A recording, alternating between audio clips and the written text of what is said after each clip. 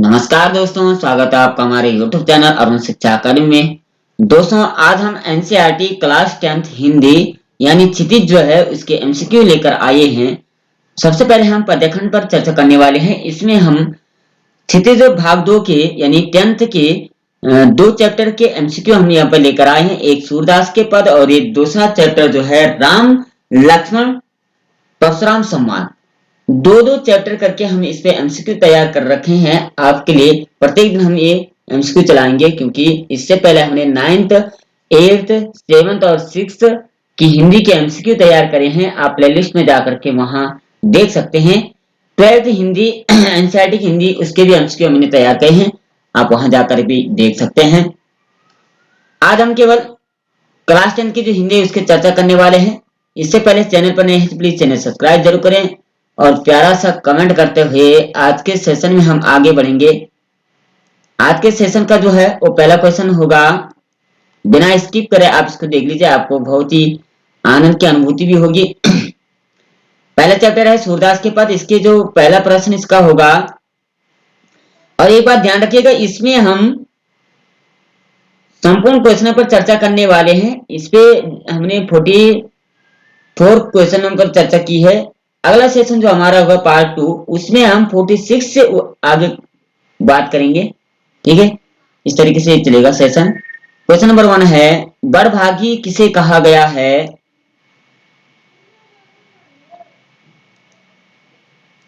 ठीक है ना, बड़भागी किसे कहा गया है? उद्धव को, कृष्ण को, गोपियों को, या इनमें से कोई नहीं?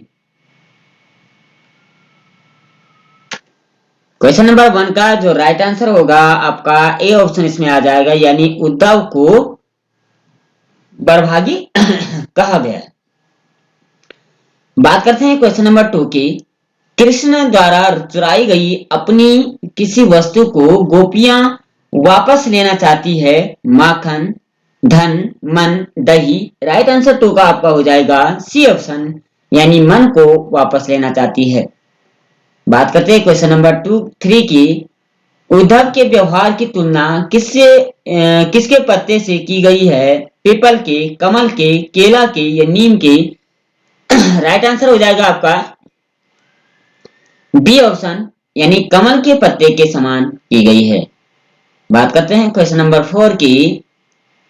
गोपियां स्वयं को क्या समझती है? डरपोक, निर्बल, अबला, साहसी? राइट आंसर 4 का आपका हो जाएगा सी ऑप्शन, यानी अबला समझती है। बात करते हैं क्वेश्चन नंबर 5 की। उद्धव कृष्ण का कौन सा संदेश लेकर आए थे? प्रेम संदेश, अनुराग संदेश, योग संदेश? इनमें से कोई नहीं। राइट आंसर 5 का आपका हो जाएगा सी ऑप्शन, यानी योग संदेश लेकर आए थे। बात करते हैं क्वेश्चन नंबर 6 की।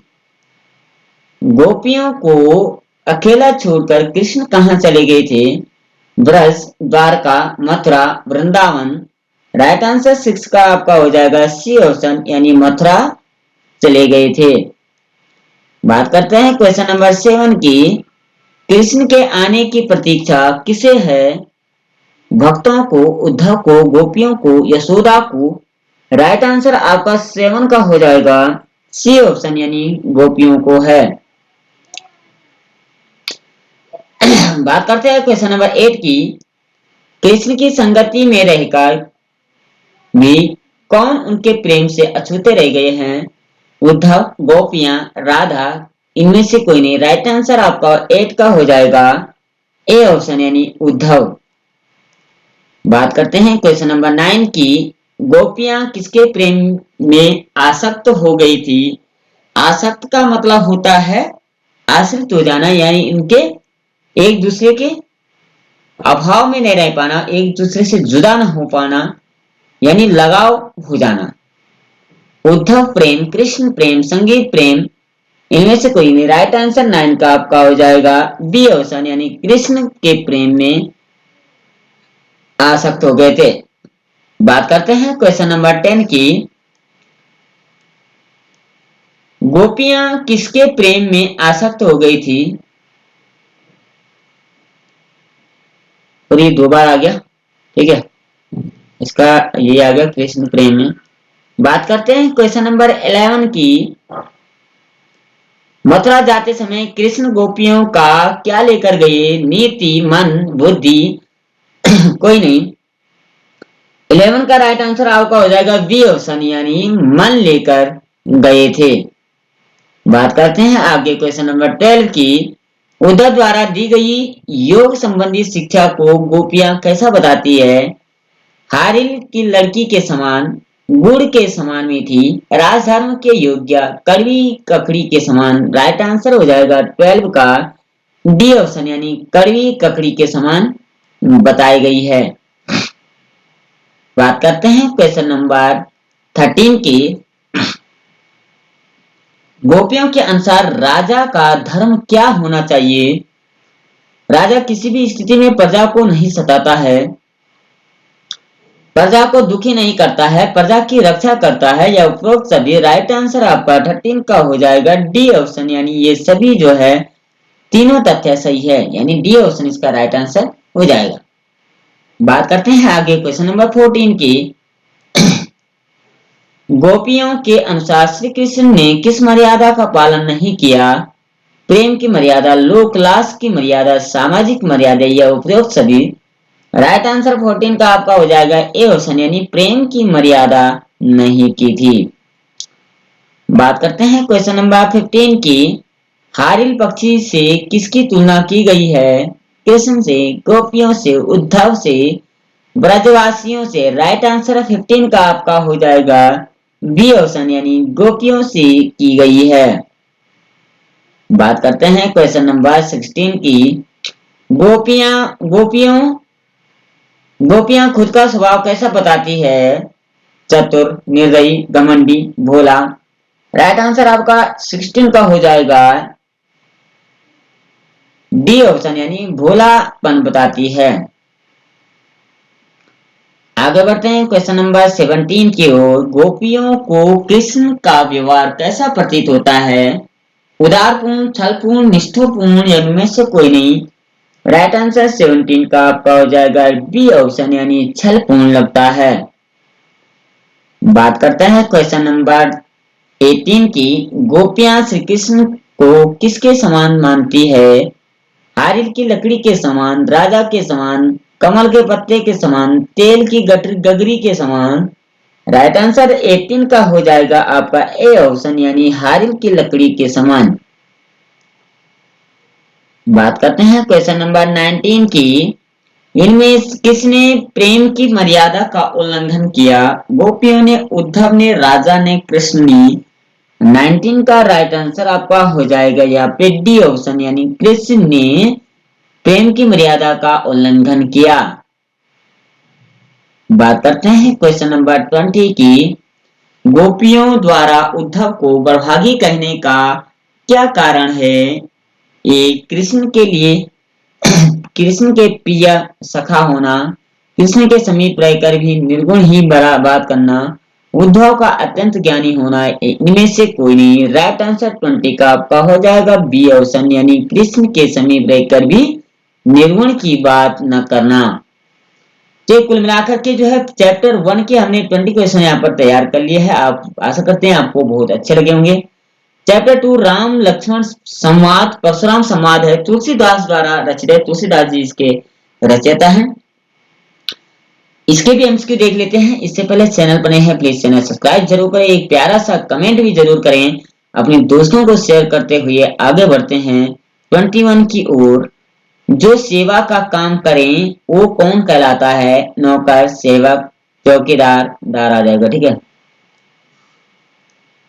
इनमें से कोई नहीं है। राइट आंसर आपका हो जाएगा 21 का बी ऑप्शन, यानी सेवक कहा जाता है। आगे बात करते हैं क्वेश्चन नंबर 22 की। परशुराम पृथ्वी जीतकर किसे दान कर चुके हैं? ब्राह्मण को, गुरु को, राजाओं को, माता पिता को। राइट आंसर 22 का आपका हो जाएगा ए ऑप्शन, यानी ब्राह्मणों को दान कर चुके हैं। बात करते हैं क्वेश्चन नंबर 23 की। परशुराम को क्या देखकर गुस्सा आता है? श्री राम को, सीता को, स्वयंवर आयोजित को, टूटे हुए शिव के धनुष को। राइट आंसर 23 का आपका हो जाएगा डी ऑप्शन, यानी टूटे हुए धनुष को देखकर गुस्सा आ जाता है। आगे बढ़ते हैं क्वेश्चन नंबर 25 की ओर, 24 की ओर।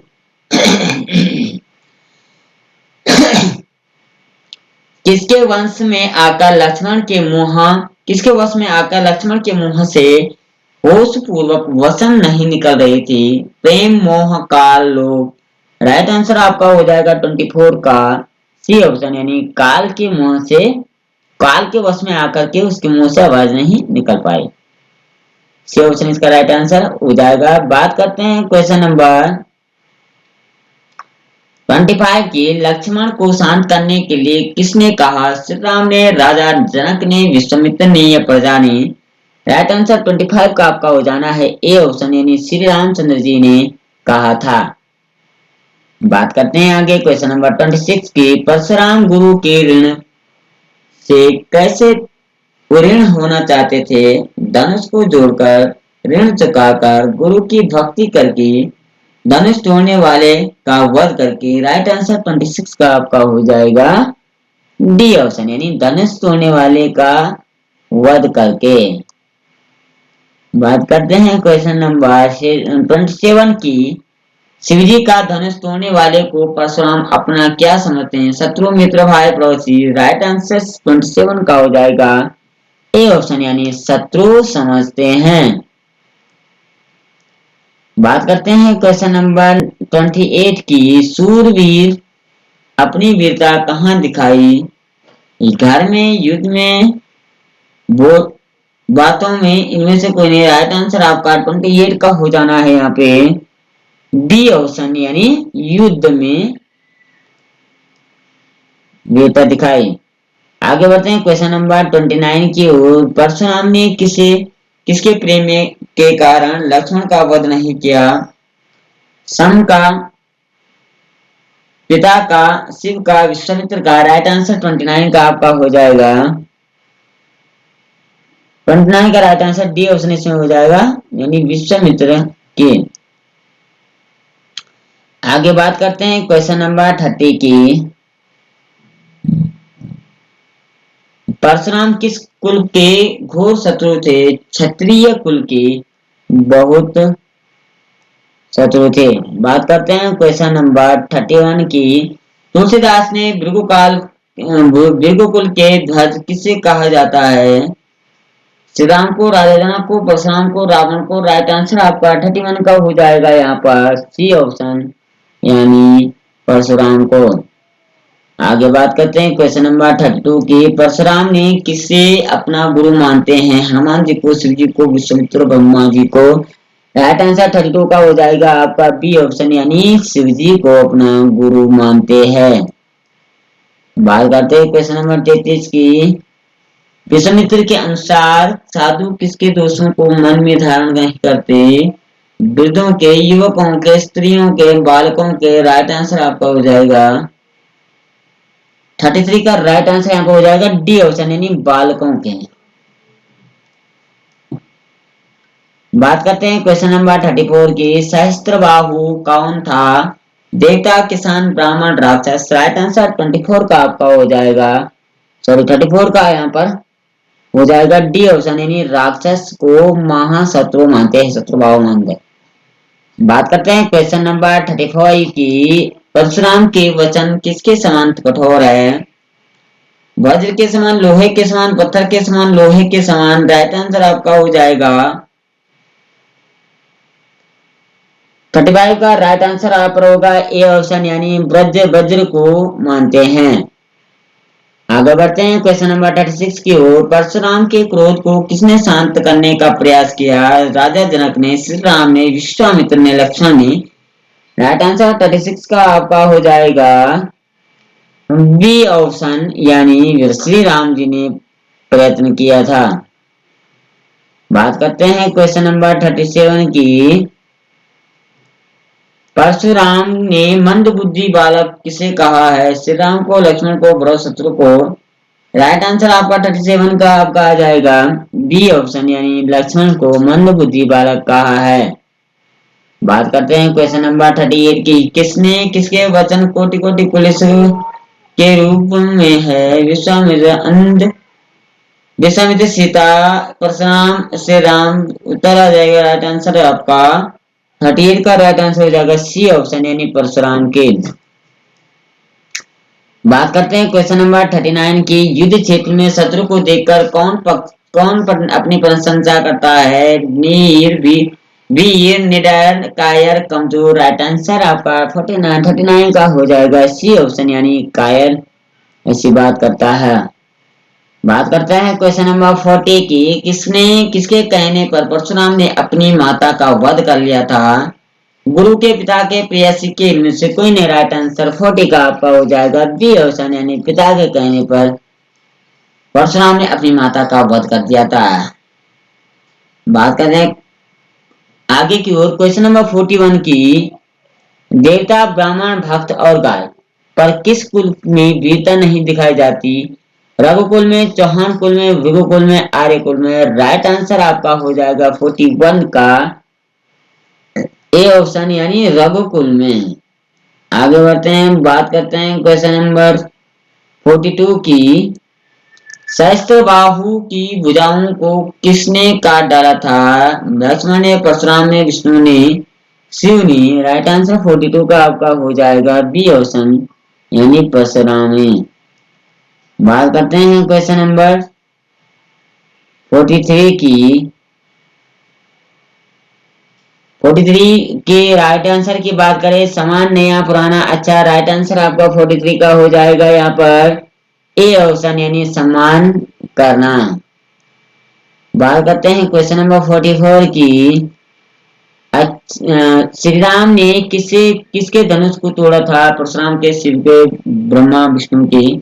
राइट आंसर 45 का आपका हो जाएगा बी ऑप्शन, यानी शिव के होगा। कृष्ण की छाती, क्वेश्चन नंबर 45 है। कृष्ण की छाती पर किसकी माला शोभित हो रही है? सोने की माला, हीरे की माला, फूलों की माला, वनमाला, या इनमें से कोई नहीं। 45 का जो राइट आंसर हो जाएगा आपका सी ऑप्शन इसमें आ जाएगा, यानी फूलों की वनमाला सुशोभित हो रही है। बात करते हैं क्वेश्चन नंबर 46 की। श्री कृष्ण ने माथे पर क्या धारण किया हुआ था? ताज, मुकुट, साफा, कलगी। राइट आंसर हो जाएगा आपका 46 का बी ऑप्शन, यानी मुकुट धारण कर रखा है। आगे बात करते हैं क्वेश्चन नंबर 47 की। कृष्ण कैसे वस्त्र धारण किए हुए हैं? काला, लाल, सफेद, पीला।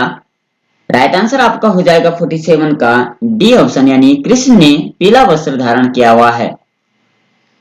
बिना स्किप करे आप इसको देख लीजिए, क्योंकि बेहद इंपॉर्टेंट चुने हुए क्वेश्चन है, बार बार पूछे जाते हैं, इसलिए चैनल पर बने रहें, सब्सक्राइब जरूर करें और प्यारा कमेंट करते हुए आगे बढ़ते हैं। 48 क्वेश्चन होगा। कवि ने कामदेव के शिशु के रूप में किस ऋतु की कल्पना करते हैं? ग्रीष्म ऋतु, शरद ऋतु, वर्षा ऋतु, वसंत ऋतु। राइट आंसर 48 का आपका हो जाएगा डी ऑप्शन, यानी वसंत ऋतु की बात करते हैं, कल्पना करते हैं। क्वेश्चन नंबर 49 की बात करें। कृष्ण कमर में क्या पहने हुए है? माला, कमरधनी, डोरी, इनमें से कोई। राइट आंसर हो जाएगा 49 का बी ऑप्शन, यानी कमरधनी इन्होंने पहनी हुई है। आगे बढ़ते हैं क्वेश्चन नंबर 50 की ओर। कृष्ण के चरणों में क्या सुशोभित है? पुष्प, नूपुर, खड़ाऊ, इनमें से कोई नहीं। राइट आंसर 50 का आपका हो जाएगा बी ऑप्शन, यानी नूपुर इन्होंने धारण किया हुआ है। बात करते हैं क्वेश्चन नंबर 51 की। किसकी आंखें चंचलता और शरारत से भरी हुई है? कृष्ण की, राधा की, मीरा की, शिशु की। राइट आंसर 51 का हो जाएगा ए ऑप्शन, यानी कृष्ण की चंचलता और शरारत भरी आंखें हैं। आगे बात करते हैं क्वेश्चन नंबर 52 की। किसकी जगमगाहट राधा की सखियों की तरह लग रही है? सूर्य की, सौंदर्य की, बल्ब की, तारों की। राइट आंसर 52 का हो जाएगा डी ऑप्शन, यानी तारों की। बात करते हैं क्वेश्चन नंबर 53 की। कवि ने चांदनी रात की सुंदरता को किन रूप में देखा है? आकाश में स्फटिक शिलाओं से बने मंदिर के रूप में, दूध की झाग से बने फर्श के रूप में, दही से छलकते हुए समुद्र के रूप में, उपयुक्त सभी। क्वेश्चन नंबर 53 का राइट आंसर हो जाएगा डी ऑप्शन। ये तीनों ऑप्शन सही हो जाएंगे, यानी डी ऑप्शन इसका राइट आंसर हो जाएगा, उपयुक्त सभी। बात करते हैं क्वेश्चन नंबर 54 की। जग मंदिर किसे कहा गया है? पहाड़ों को, समुद्र को, मंदिर को, संसार को। राइट आंसर 54 का हो जाएगा डी ऑप्शन, यानी संसार को जग मंदिर कहा गया है, यानी जग का अर्थ होता है संसार। राइट। क्वेश्चन नंबर 55 की बात करें। बसंत से कौन कौन बातें करते हैं? चिड़िया और कौवा, मोरनी और तोता, कबूतर और गिद्ध, कोयल और बगुला। राइट आंसर आपका हो जाएगा 55 का बी ऑप्शन, यानी मोरनी और तोता बसंत से बातें करते हैं। आगे बढ़ते हैं क्वेश्चन नंबर 56 की ओर। कवि ने चांदनी रात की सुंदरता को किन किन रूपों में देखा है? आकाश के स्फटिक शिलाओं से बनी मंदिर के रूप में, दही से छलकते समुद्र के रूप में, दूध की झाग से बने फर्श के रूप में, उपयुक्त सभी। राइट आंसर 56 का हो जाएगा डी ऑप्शन, यानी उपयुक्त सभी। बात करते हैं क्वेश्चन नंबर 57 की। बसंत में झूला कौन झुलाता है? पवन, कोयल, मेघ, भंवरा। राइट आंसर 57 का हो जाएगा ए ऑप्शन, यानी पवन। बात करते हैं क्वेश्चन नंबर 58 की। कृष्ण का मुख किसके समान कांति से परिपूर्ण है? सूर्य की, चंद्रमा की, तारों की, फूल की। राइट आंसर 58 का हो जाएगा आपका बी ऑप्शन, यानी चंद्रमा के समान। बात करते हैं क्वेश्चन नंबर 59 की। कवि के अनुसार श्री ब्रज दुल्हा कौन है? विष्णु, श्री कृष्ण, ग्वाले, बाबा नंद। राइट आंसर 59 का हो जाएगा बी ऑप्शन, यानी श्री कृष्ण श्री ब्रज दुल्हा है। बात करते हैं क्वेश्चन नंबर 60 की। हाथ की ताली बजाकर बसंत को कौन कौन प्रसन्न करता है? मोर, तोता, कोयल, कबूतर। राइट आंसर आपका हो जाएगा 60 का सी ऑप्शन, यानी कोयल। बात करते हैं क्वेश्चन नंबर 61 की। कृष्ण को किसकी भांति सजा धजा दिखाया गया है?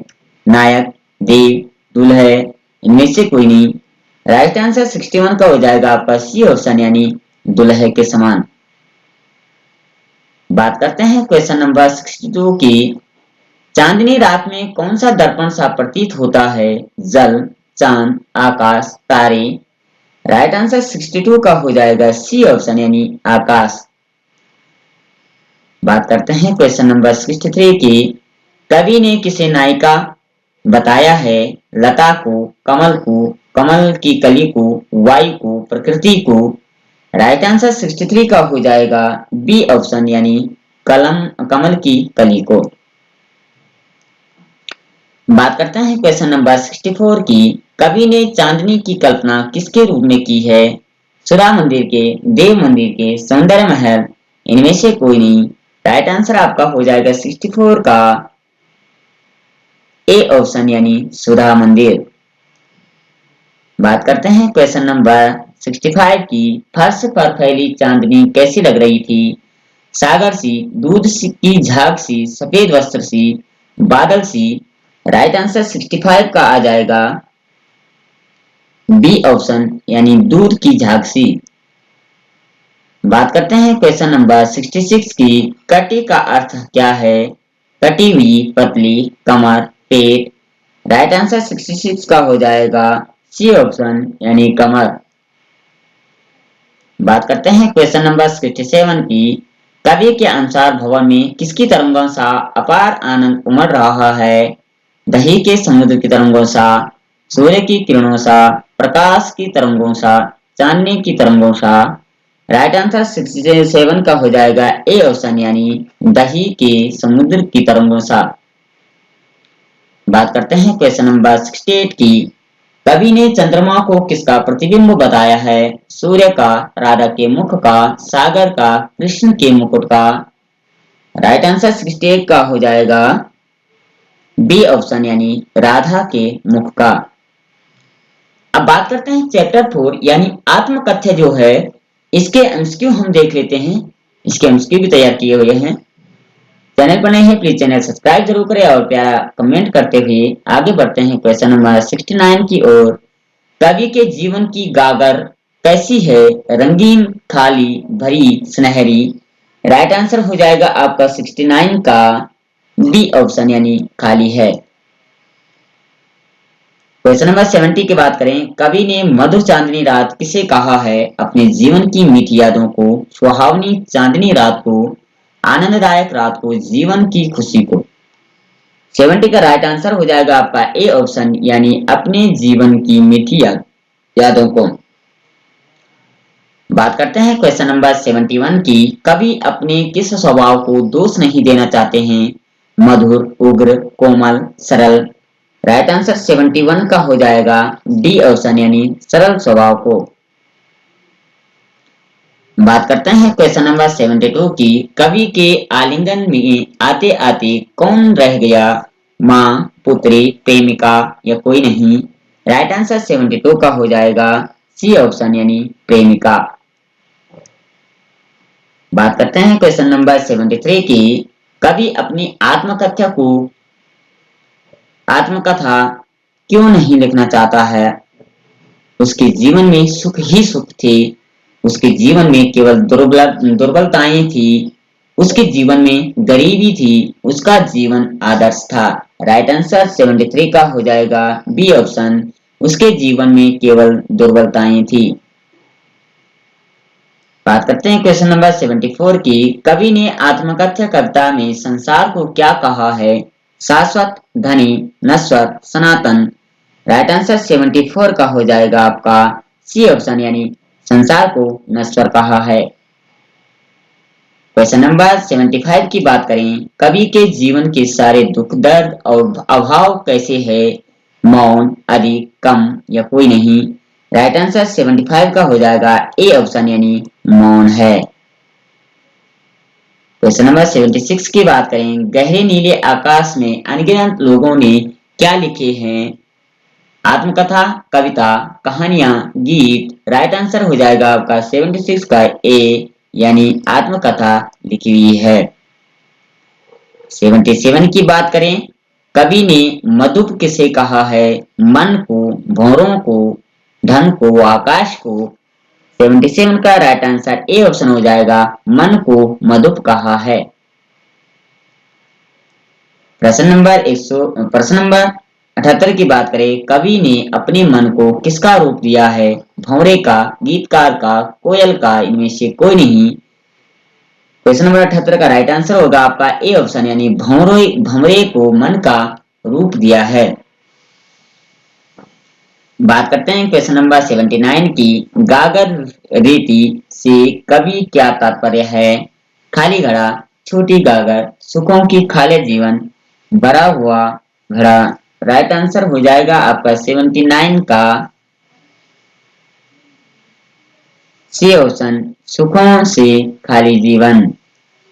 बात करते हैं क्वेश्चन नंबर 80 की, कवि किसका स्वप्न देखकर जाग गया था? धन का, पारिवारिक जीवन का, स्मृतियों का, सुख का। 80 का राइट आंसर हो जाएगा डी ऑप्शन यानी सुख का। बात करते हैं क्वेश्चन नंबर 81 की, कवि ने अपनी आत्मकथा को कैसा बताया है? महान, प्रभावशाली, भोली, चंचल। 81 का राइट आंसर हो जाएगा सी ऑप्शन यानी भोली बताया है। बात करते हैं क्वेश्चन नंबर 82 की, कवि के द्वारा अपनी आत्मकथा ने लिखने का क्या कारण है? उसे आत्मकथा लिखनी नहीं आती, वह अपने जीवन के रहस्य दूसरों को नहीं बताना चाहता, उसका आत्मकथा में विश्वास नहीं है, वह आत्मकथा में झूठ नहीं बोलना चाहता।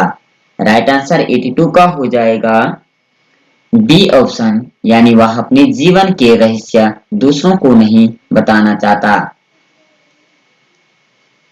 बात करते हैं क्वेश्चन नंबर 83 की, कवि की मौन व्यथा किस स्थिति में थी? जागृत दशा में, सोई हुई, बेचैन, शांत।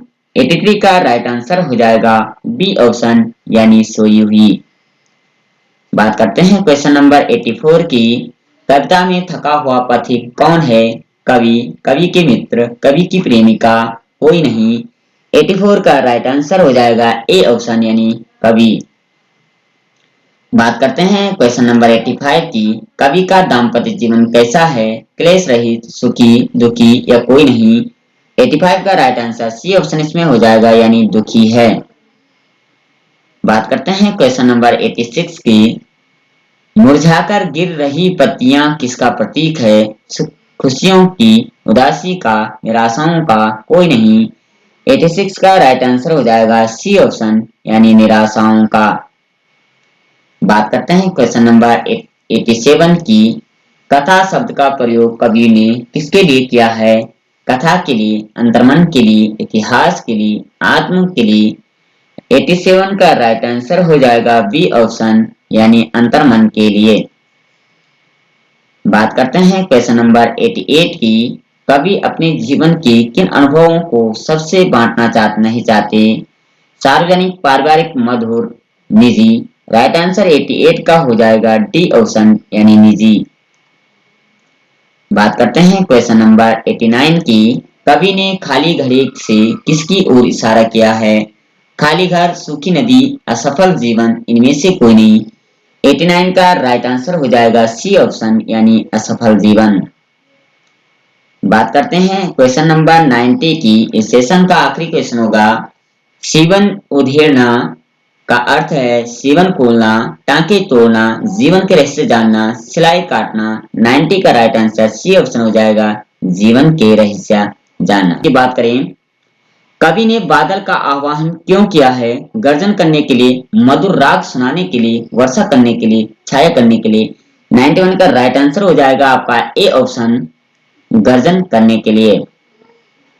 बात करते हैं क्वेश्चन नंबर 92 की। कविता में जल का बरसना किसका प्रतीक है? बारिश का होना, शांति और सुख की स्थापना, प्यास बुझाना, इनमें से कोई नहीं। राइट आंसर 92 का हो जाएगा आपका बी ऑप्शन यानी शांति और सुख की स्थापना। बात करते हैं क्वेश्चन नंबर 93 की। कवि ने बादलों के हृदय में कैसी छवि बताई है? सुनहरी छवि, विद्युत छवि, पुष्प छवि, प्रातःकालीन छवि। राइट आंसर 93 का आपका हो जाएगा बी ऑप्शन यानी विद्युत छवि। बात करते हैं क्वेश्चन नंबर 94 की। कवि बादल में किसका स्वर सुनाता है? रुदन का, क्रांति का, वेदना का या कोई नहीं। 94 का राइट आंसर हो जाएगा बी ऑप्शन यानी क्रांति का। क्वेश्चन नंबर 45 55 की बात करें। उत्साह कविता में कवि बादलों में से क्या आग्रह कर रहा है? बरसने का, छाए रहने का, कड़कड़ाने का, कोई इनमें से सभी। राइट आंसर हो जाएगा 95 का ए ऑप्शन यानी बरसने का आग्रह कर रहा है। क्वेश्चन नंबर 96 की बात करें। कवि बादल की गर्जन के द्वारा क्या करना चाहता है? ए समाज में भय, बी समाज में उत्साह, सी समाज में आलस्य या डी समाज में कायरता। 96 का राइट आंसर हो जाएगा आपका बी ऑप्शन यानी समाज में उत्साह करना चाहता है। बात करें हैं क्वेश्चन नंबर 97 की। उत्साह कविता में कवि ने किसका आवाहन किया है? बादल का, पवन का, सूर्य का, वर्षा का। 97 राइट आंसर हो जाएगा ए ऑप्शन यानी बादल का आवाहन किया है। 98 की बात करें। कवि बादलों के माध्यम से मानव को क्या प्रदान कराना चाहता है?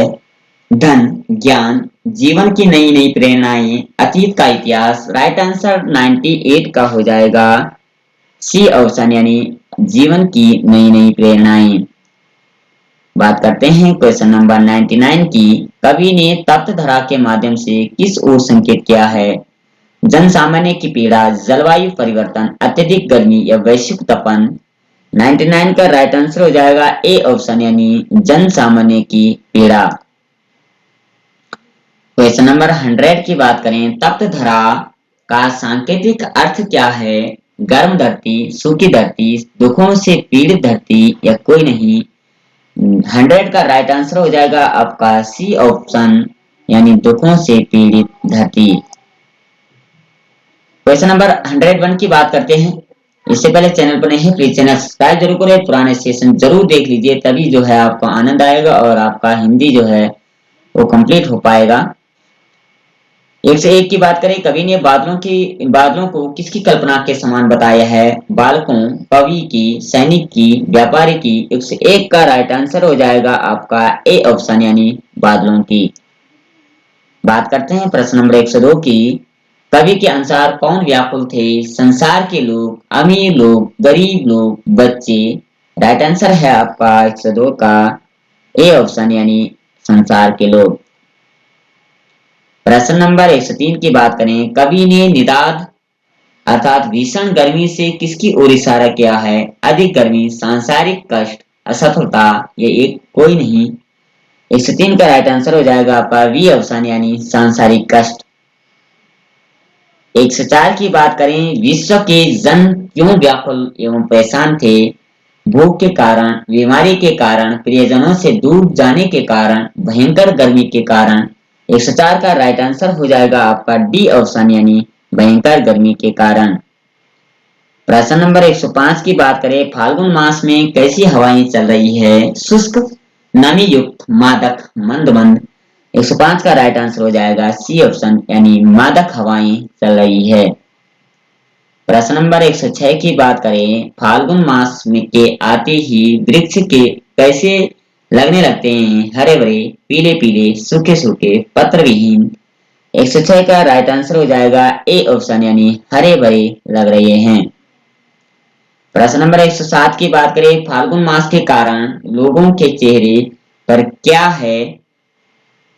मायूसी, डर, दुख, खुशी। राइट आंसर हो जाएगा आपका 107 का डी ऑप्शन यानी लोगों के चेहरे पर खुशी है।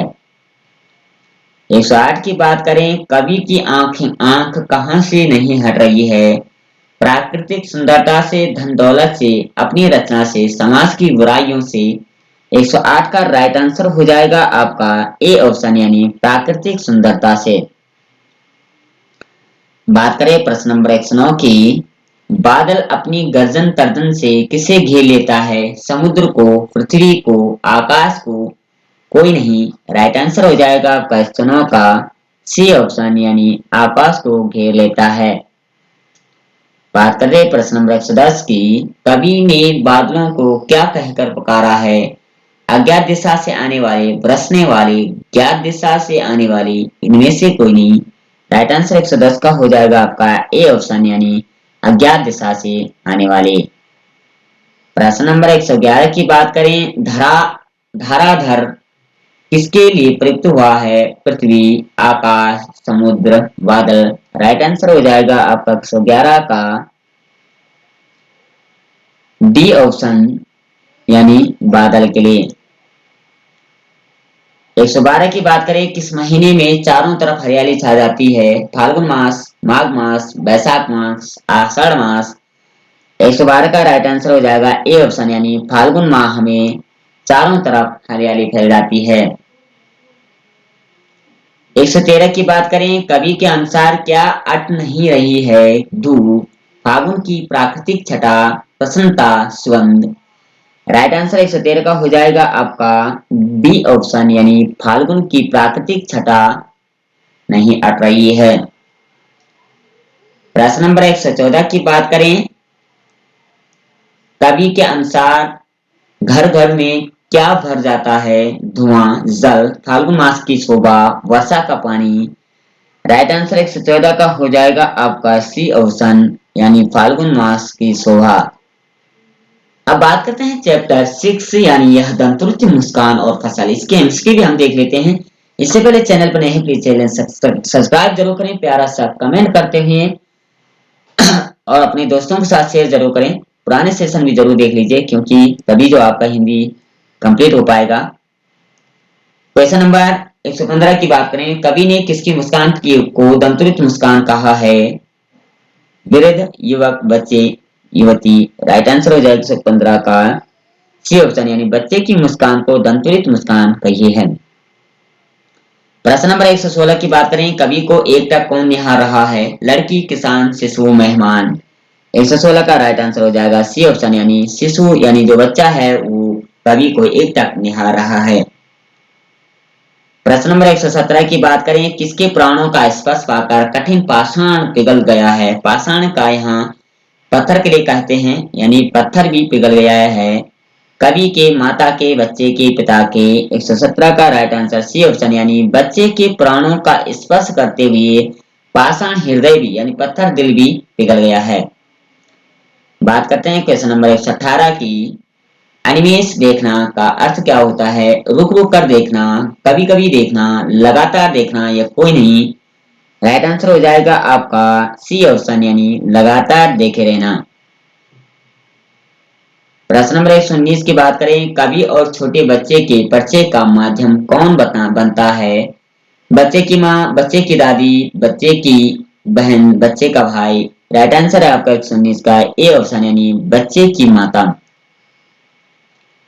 प्रश्न नंबर 120 की बात करें, बच्चे की दंतरित मुस्कान किसमें भी जान डाल देगी। रोगी में, पक्षी में, कमजोर में, मृतक में।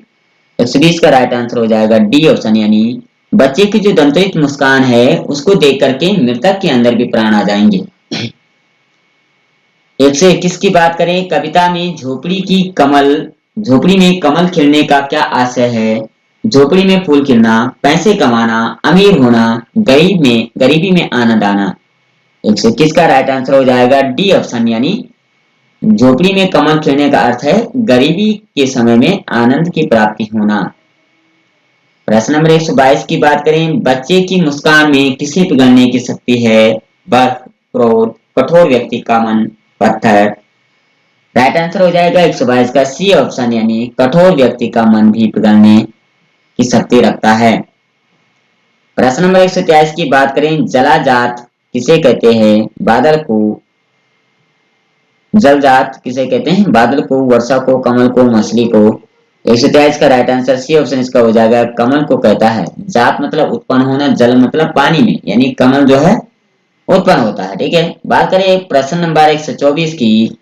किसकी अंगुलियां बच्चों को मदपर्क कराती रही है।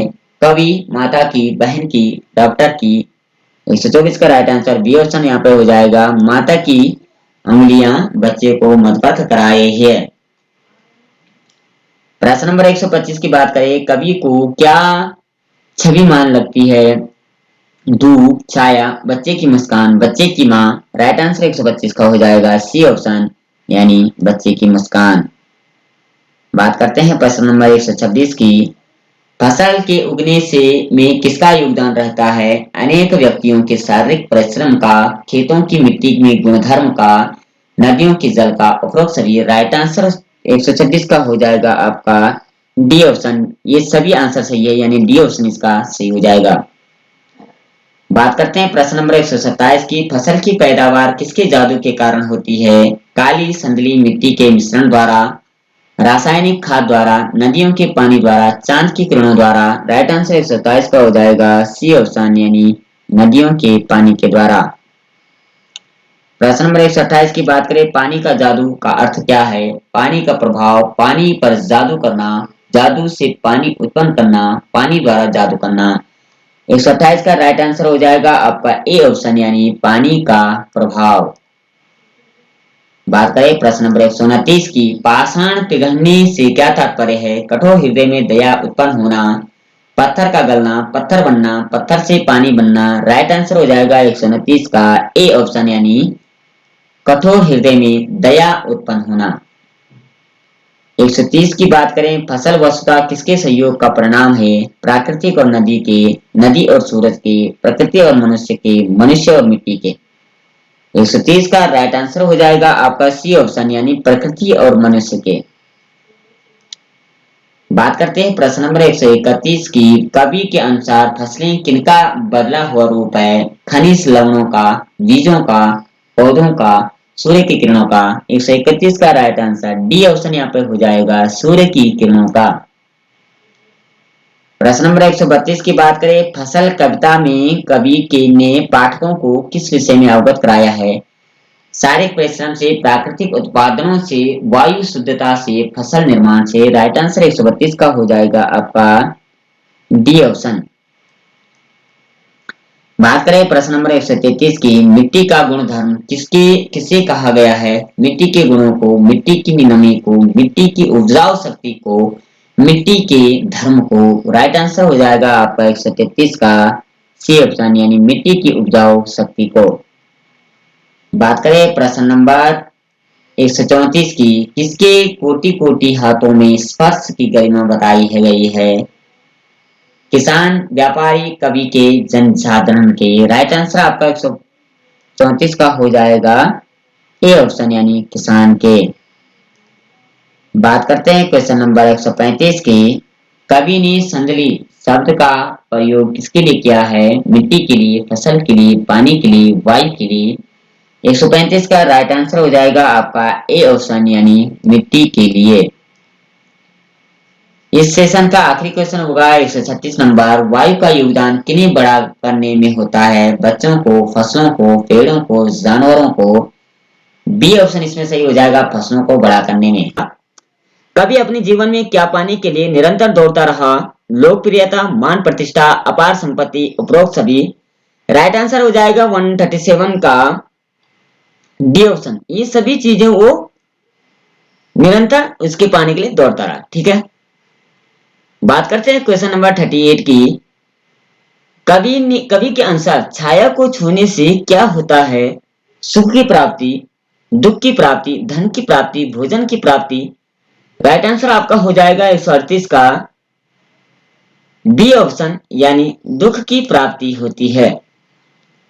बात करते हैं क्वेश्चन नंबर 139 की, यामिनी का क्या अर्थ है? सर्पनी, अंधेरी रात, प्रातःकाल, चांदनी रात।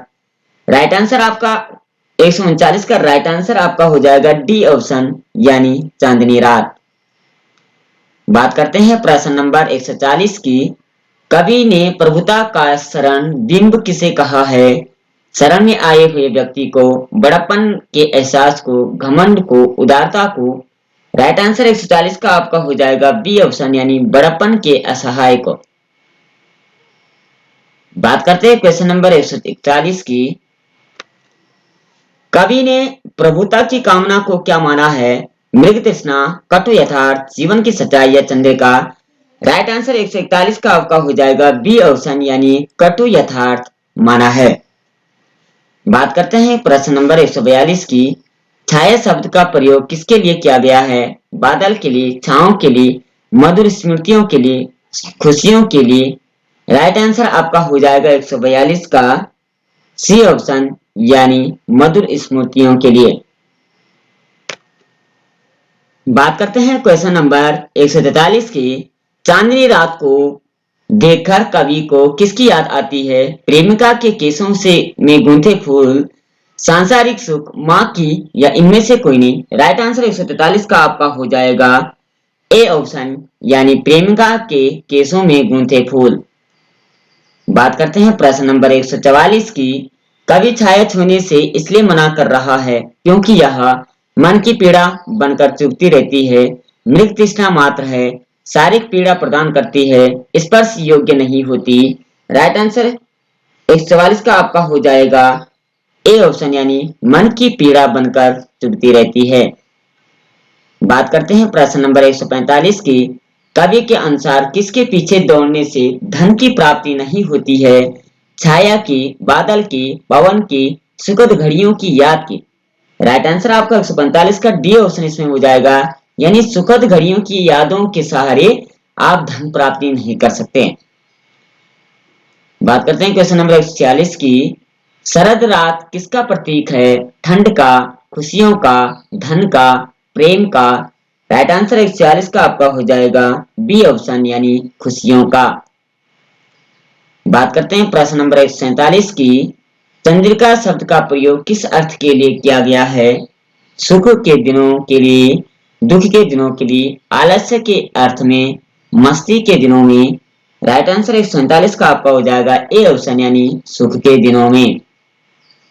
बात करते हैं प्रश्न नंबर 148 की, द्विविधा हत साहस का क्या अभिप्राय है? मन का द्विविधा से ग्रस्त होना, साहस का द्विविधा से ग्रस्त होना, द्विविधा में रहकर जोखिम भरे कार्य करना, जीवन का साहसहीन होना। राइट आंसर 148 का आपका हो जाएगा बी ऑप्शन, यानी साहस का दुविधा से ग्रस्त होना। बात करते हैं प्रश्न नंबर 149 की। मृग तृष्णा का अर्थ है मृग की प्यास, मृग की दौड़, छलाव, दिखावा।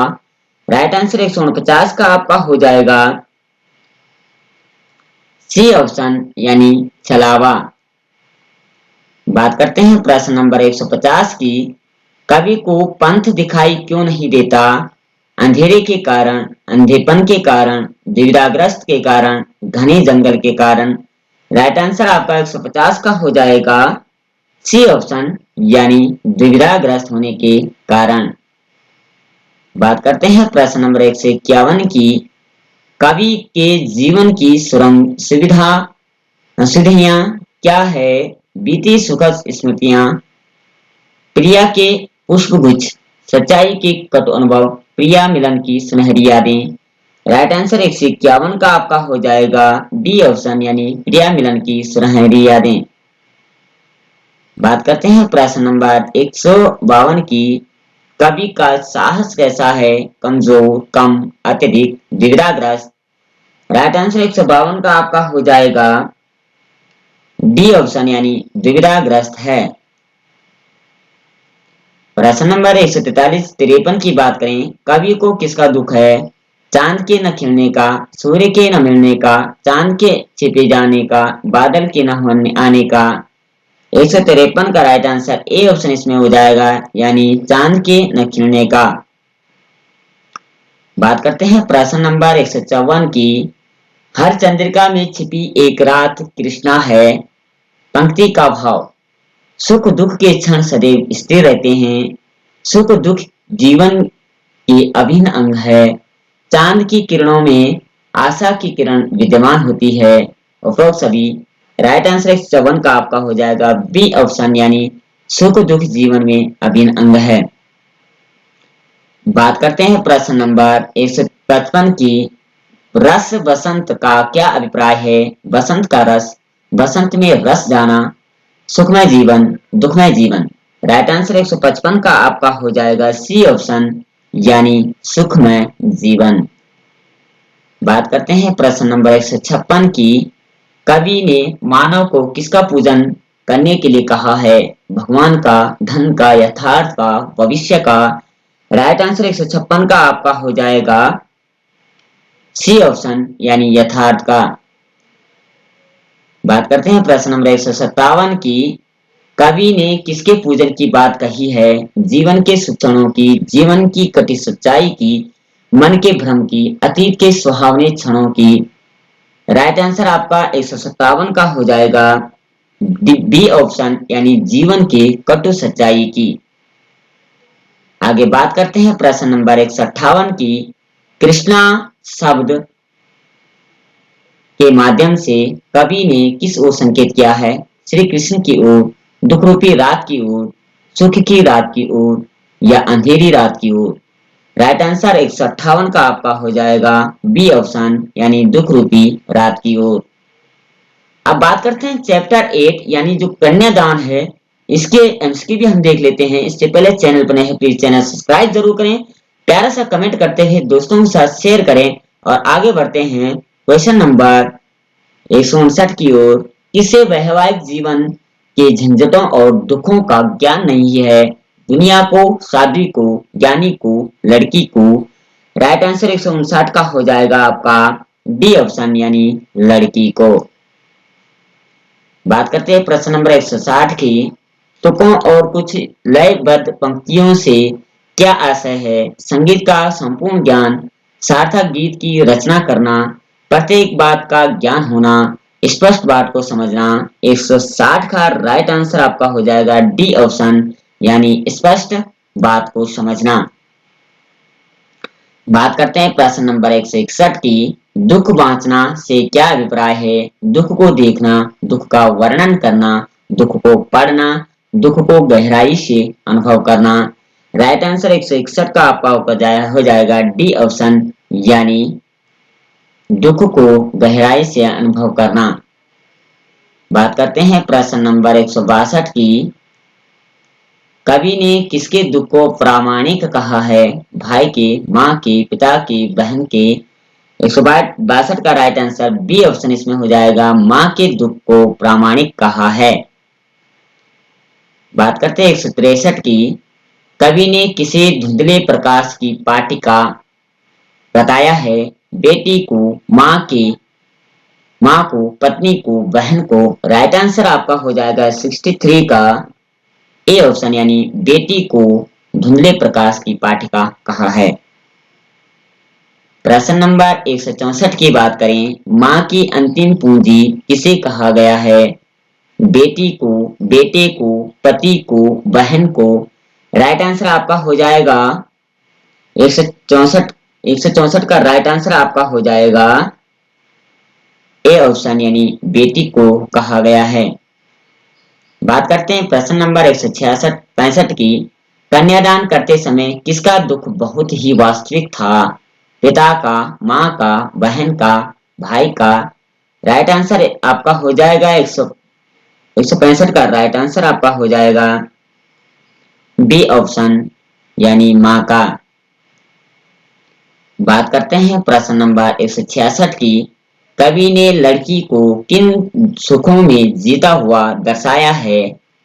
काल्पनिक, वास्तविक, स्वल्पित, इनमें से कोई नहीं। राइट आंसर 166 का आपका हो जाएगा ए ऑप्शन, यानी काल्पनिक। 167 की बात करें, लड़की की माँ को लड़की के किन दुखों की चिंता है? वास्तविक, काल्पनिक, संभावित, या इनमें से कोई नहीं। राइट आंसर हो जाएगा 167 का आपका सी ऑप्शन, यानी संभावित। प्रश्न नंबर 168 की बात करें, माँ ने किसे देकर न रीझने का आदेश दिया? वस्त्रों, धन को, चेहरे को, गहनों को। 168 का राइट आंसर आपका हो जाएगा सी ऑप्शन, यानी चेहरे को। प्रश्न नंबर 169 की बात करें, माँ ने बेटी को किस पर मोहित न होने की शिक्षा देती है? वस्त्र एवं आभूषणों पर, सुंदरता पर, सरल स्वभाव पर, ससुराल वालों के मधुर स्वभाव पर। 169 का राइट आंसर हो जाएगा आपका बी ऑप्शन, यानी सुंदरता पर। प्रश्न नंबर 170 की बात करें, लड़की को किसका अनुभव नहीं था? सुख का, दुख का, पूंजी का, इनमें से कोई नहीं। 170 का राइट आंसर आपका हो जाएगा बी ऑप्शन, यानी दुख का। प्रश्न नंबर 171 की बात करें, तुक और लय कविता में किसका संचार करती है? भावनाओं का, सुख का, आनंद का, मधुरता का। 171 का राइट आंसर आपका हो जाएगा सी ऑप्शन, यानी आनंद का। प्रश्न नंबर 172 की बात करें, हर कन्या विवाह से पूर्व वैवाहिक जीवन के बारे में कैसी कल्पनाएं करती है? मधुर, कोरी, रंगीन, इनमें से कोई नहीं। 172 का राइट आंसर आपका हो जाएगा सी ऑप्शन, यानी रंगीन। 173 की बात करें, धुंधला प्रकाश किसका प्रतीक है? कम रोशनी का, अंधेरा का, अस्पष्ट सुख का, अशांति का। 173 का राइट आंसर आपका हो जाएगा सी ऑप्शन, यानी अस्पष्ट सुख का। बात करते हैं प्रश्न नंबर 174 की। दुख बांटना शब्द में निहित अर्थ क्या है? जीवन में आने वाले दुखों की समझ न होना, दुख से उभरने की क्षमता होना, विपरीत परिस्थितियों का सामना करना, दुख के क्षणों में मुस्कुराना। राइट आंसर 174 का आपका हो जाएगा 174 का राइट आंसर होगा ए ऑप्शन, यानी जीवन में आने वाले दुखों की समझ न होना। प्रश्न नंबर 175 की बात करें, पाठिका की वह धुंधले प्रकाश की यहाँ घुंघले प्रकाश का प्रतीकात्मक अर्थ क्या है? बिजली का मंद प्रकाश, अशांत वातावरण, अंधार अंधकारमय वातावरण, अस्पष्ट सुख। राइट आंसर हो जाएगा आपका 175 का डी ऑप्शन। बात करते हैं प्रश्न नंबर 176 की। नारियों के लिए किसे बंधन बताया गया है? धन को, वस्त्रों एवं आभूषणों को, शिक्षा को, गृहस्थ जीवन को। 176 का राइट आंसर हो जाएगा बी ऑप्शन, यानी वस्त्रों और आभूषणों को। बात करते हैं प्रश्न नंबर 177 की। आग का प्रयोग किस कार्य के लिए बताया गया है? रोटियां सेकने के लिए, स्वयं जलने के लिए, दूसरों को जलाने के लिए, इनमें से कोई नहीं। 177 का राइट आंसर ए ऑप्शन इसमें हो जाएगा, रोटियों को सेकने के लिए। इस मार्क्स सेशन का आखिरी क्वेश्चन हमारा होगा 178। लड़की जैसी दिखाई न देना का तात्पर्य है लड़की मत बनना, लड़की की भांति श्रृंगार न करना, कमजोर मत बनना, आभूषण मत पहनना। 178 का राइट आंसर सी ऑप्शन इसमें हो जाएगा, कमजोर मत बनना। आगे बढ़ते हैं आज सेशन में। पहला क्वेश्चन होगा मुख्य गायक के पीछे पीछे उसके स्वर को कौन दोहराता है? गरीब, संगतकार, बच्चा या इनमें से कोई नहीं। राइट आंसर आपका हो जाएगा 179 का बी ऑप्शन यानी संगतकार। बात करते हैं प्रश्न नंबर 180 की। अंतरा किसे कहते हैं? स्थायी टेक को, संपूर्ण गीत को, स्थायी टेक को छोड़कर गीत का शेष भाग या गीत का मध्यम भाग। राइट आंसर 180 का आपका हो जाएगा सी ऑप्शन यानी स्थायी टेक को छोड़कर गीत का शेष भाग। बात करते हैं प्रश्न नंबर 181 की। संगतकार मुख्य गायक का साथ